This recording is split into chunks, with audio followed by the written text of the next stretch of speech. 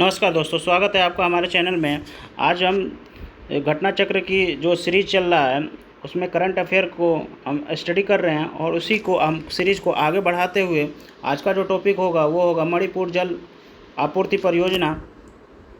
तो इस योजना के अंतर्गत क्या हुआ है, जल जीवन मिशन को प्रधानमंत्री नरेंद्र मोदी द्वारा 15 अगस्त 2019 को राज्यों की साझेदारी के साथ शुरू किया था। इसका संचालन भारत सरकार द्वारा जल शक्ति मंत्रालय के अंतर्गत किया जाता है। इसके लक्ष्य प्रत्येक ग्रामीण परिवार को वर्ष 2024 तक चालू घरेलू नल कनेक्शन प्रदान करना है। इस परिप्रेक्ष्य में हाल ही में मणिपुर जल आपूर्ति परियोजना का आधारशिला रखा गया है। जो स्मरणीय बिंदु वो है 23 जुलाई 2020 को प्रधानमंत्री नरेंद्र मोदी द्वारा वीडियो कॉन्फ्रेंसिंग के माध्यम से मणिपुर जल आपूर्ति परियोजना की आधारशिला रखी गई। इस परियोजना का मुख्य उद्देश्य मणिपुर राज्य में पीने योग्य पानी यानी जल आपूर्ति की सुनिश्चित करना है। मणिपुर जल आपूर्ति परियोजना वर्ष 2024 तक हर घर जल के लक्ष्य को प्राप्त करने के लिए राज्य सरकार के प्रयासों का एक महत्वपूर्ण घटक है। इस परियोजना में कुल लागत 3054.58 करोड़ रुपए है, जिसका वित्त पोषण न्यू डेवलपमेंट द्वारा किया जाएगा। ये याद रखना है कि जो वित्त पोषित कौन करेगा, वो न्यू डेवलपमेंट बैंक करेगा। ठीक है। नेक्स्ट, मणिपुर वर्ष 2024 में राष्ट्रीय लक्ष्य से काफ़ी पहले वित्त वर्ष 2021-22 तक ही इस दृष्टि से 100% कवरेज की योजना बना रहा है। नेक्स्ट है इसमें, अब नेक्स्ट योजना है हमारा सुपोषित माँ अभियान योजना। सुपोषित माँ अभियान भारत में व्याप्त पोषण अल्पता को दूर करने के लिए शुरू किया गया है। यह अभियान भावी पीढ़ियों को उत्तम स्वास्थ्य एवं उचित पोषण लाभ प्रदान करने की दृष्टि से महत्वपूर्ण है। इसका उद्देश्य गर्भवती माताओं एवं नवजात शिशुओं को संपूर्ण विकास सुनिश्चित करना है। हाल ही में महिला एवं बाल विकास मंत्री स्मृति ईरानी की उपस्थिति में लोकसभा अध्यक्ष ओम बिरला द्वारा भामाशाह मंडी परिषद यानी कोटा से सुपोषित माँ अभियान प्रारंभ किया गया। तो इसको हमें याद रखना है कि सुपोषित माँ अभियान योजना है वो कहाँ से स्टार्ट किया गया, कोटा से, जो राजस्थान में है। वो किसने किया, तो हमारे लोकसभा के अध्यक्ष ओम प्रकाश बिरला जी ने किया। और उस समय कौन उपस्थित था, तो आपके महिला एवं बाल विकास मंत्री स्मृति ईरानी उपस्थित थी। इस पॉइंट को हमें याद रखना है। इस अभियान के पहले चरण में 12 महीने के लिए 1000 गर्भवती महिलाओं को 17 किलोग्राम संतुलित आहार की किट प्रदान की जाएगी। यह अभियान गर्भवती महिलाओं, किशोरियों के लिए पोषण संबंधित सहायता उपलब्ध कराएगा। इस अभियान के तहत नवजात शिशुओं और गर्भवती महिलाओं दोनों को आच्छादित किया गया है।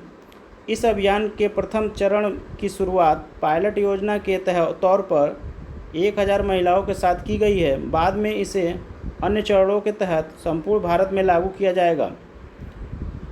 सुपोषित माँ अभियान किट में गेहूँ, चना, मक्का, ज्वार और बाजरे की आटा, गुड़, दलिया, दाल, मूंगफली, देसी घी, भुने हुए चने और अन्य पोषक आहार शामिल होंगे। इस योजना में एक परिवार की एक गर्भवती महिला शामिल होगी।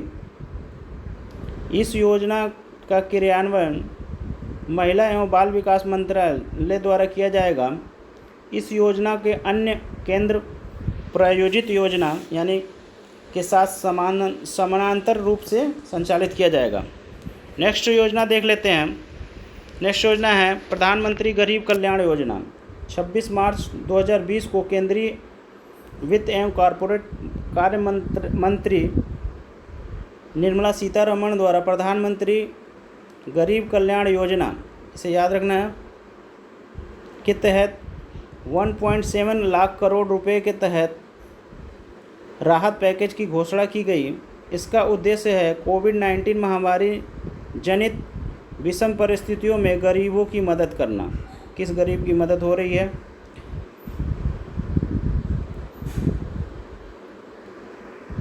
प्रधानमंत्री गरीब कल्याण योजना के घटक के रूप में पीएम गरीब कल्याण अन्न की शुरुआत की गई। इसका उद्देश्य अप्रैल से जून 2020 तक कोविड-19 महामारी के चलते उत्पन्न विषम परिस्थितियों में गरीब परिवार को खाद्यान्न की उपलब्धता सुनिश्चित करना है। ठीक है, इसे हमें याद रखना है कि प्रधानमंत्री गरीब कल्याण योजना कोविड-19 से गरीबों के सुरक्षा के लिए किया गया है। इस योजना के तहत कुल 80 करोड़ व्यक्ति अर्थात देश के लगभग 2/3 आबादी को आच्छादित किया जाना था। 30 जून 2020 को प्रधानमंत्री नरेंद्र मोदी द्वारा पीएम गरीब कल्याण अन्न योजना के नवंबर 2020 तक विस्तृत करने की घोषणा की गई है। जुलाई-नवंबर 2020 तक इस 5 महीने की अवधि के दौरान 80 करोड़ से अधिक लोगों को प्रति माह 5 किलो गेहूं चावल मुफ्त में उपलब्ध कराए जाएंगे। इसके साथ ही उन्हें 1 किलो चने की आपूर्ति मुफ्त में की जाएगी। केंद्र सरकार इस योजना के विस्तार पर 90,000 करोड़ रुपए से अधिक राशि खर्च करेगी। कोविड-19 के दौरान सरकारी अस्पतालों और स्वास्थ्य केंद्रों में कार्यरत आपके जो स्वास्थ्यकर्मी हैं के लिए बीमा योजना है। उन स्वास्थ्यकर्मियों को जो कोविड-19 से ग्रसित मरीजों का इलाज करते समय किसी हादसे का शिकार हो जाते हैं, उन्हें इस योजना के अंतर्गत 50 लाख रुपए की मुआवजा दी जाएगी। सफाई कर्मी, वार्ड बॉय, नर्स, आशा कार्यकर्ता, पैरामेडिकल स्टाफ, टेक्नीशियन, डॉक्टर, विशेषज्ञ एवं अन्य स्वास्थ्यकर्मी इस विशेष बीमा योजना के तहत शामिल किए जाएंगे। कोविड-19 महामारी से निपटने के लिए लगभग 22 लाख स्वास्थ्यकर्मियों को इस योजना के तहत बीमा कवर किया जाएगा। केंद्र एवं राज्य सरकार के अंतर्गत आने वाले सभी सरकारी स्वास्थ्य केंद्र, आरोग्य केंद्र, अस्पताल इस योजना के अंतर्गत शामिल किए जाएंगे। 1 अप्रैल 2020 से PMGKY के तहत मनरेगा की मजदूरी में 20 रुपये की वृद्धि की गई है, जो 182 रुपये से बढ़कर 202 रुपये प्रतिदिन हो गई है। इससे देश के लगभग 13.62 करोड़ परिवार लाभान्वित होंगे। 100 या इससे कम कर्मचारी वाले ऐसे प्रतिष्ठान जिसके 90% या उससे अधिक कर्मचारियों का मासिक वेतन 15,000 से कम है, ऐसे कर्मचारी के EPF खाते में मार्च-मई 2020 के दौरान उनके मासिक भत्ते की 24% राशि के केंद्र सरकार द्वारा भुगतान का प्रावधान इस योजना के तहत किया गया है। नेक्स्ट है गरीब कल्याण रोजगार अभियान। 31 मई 2020 को प्रधानमंत्री नरेंद्र मोदी ने मन की बात कार्यक्रम में अपने संबोधित के माध्यम से कोविड-19 महामारी के चलते उत्पन्न विषम परिस्थितियों में अपने गांव वापस लौटे प्रवासी कामगार को हुई परेशानियों के विषय में चिंता व्यक्त करते हुए उन्होंने रोजगार और राहत उपलब्ध कराने हेतु देश के संकल्प के स्वरूप प्रस्तुत की गई है। इस परिप्रेक्ष्य में गरीब कल्याण रोजगार अभियान की शुरुआत की गई है और इसमें जो याद करने वाली है वो है 20 जून 2020 को प्रधानमंत्री नरेंद्र मोदी द्वारा गरीब कल्याण रोजगार अभियान का शुभारंभ किया गया है। यह अभियान प्रधानमंत्री द्वारा वीडियो कॉन्फ्रेंसिंग के माध्यम से बिहार राज्य के खगड़िया जिले के तेलीहर ग्राम से शुरू किया गया है। इस अभियान का उद्देश्य कोविड-19 महामारी से प्रभावित बड़ी संख्या में अपने गांव वापस लौटने वाले प्रवासी कामगारों को सशक्त बनाना और उन्हें अपने क्षेत्रों में आजीविका के अवसर उपलब्ध कराना है।